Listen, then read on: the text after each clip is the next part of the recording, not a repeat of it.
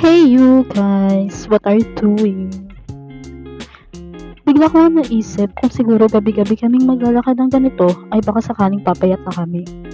Pero sa tingin ko rin, malabo talagang mangyari yun kasi masarap kumain lalo kung masarap ang ulam.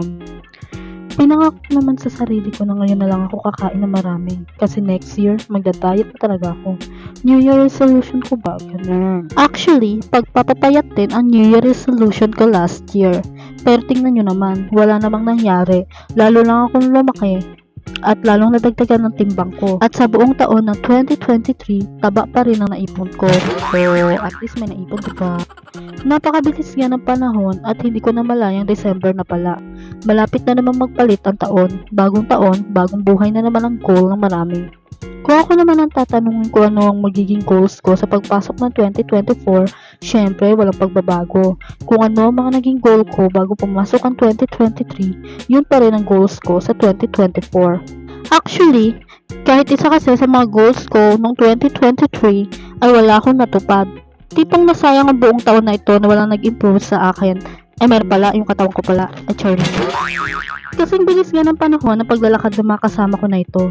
Nakalimutan yata nila may kasama pa silang maganda o kumontrapangit. Pero sa true lang, mas prefer ko na nasa likuran ako ng mga kasama ko kapag naglalakad kami. Para kapag huminto sila ay makikita ko.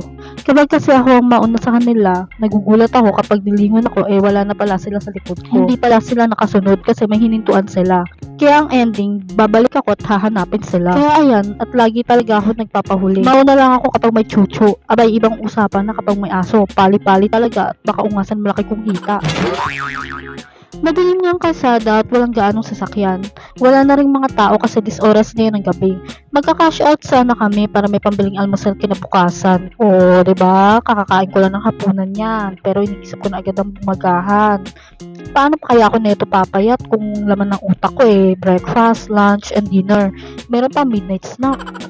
Na-disappoint nga kami ng very slight kasi hindi kami nakapag-cash out. Sarado na kasi yung pinuntahan naming tindahan. Nagbibiruan nga kami na para kaming mga tanod na rumoronda sa hating gabi.